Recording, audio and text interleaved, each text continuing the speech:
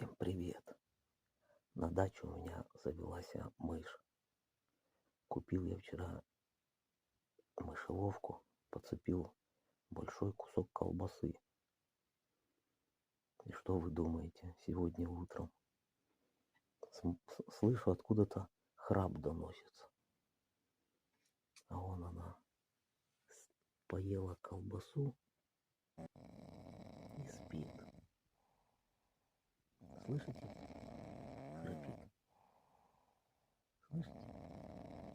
Всё, давайте пойдемте, не будем ей мешать спать.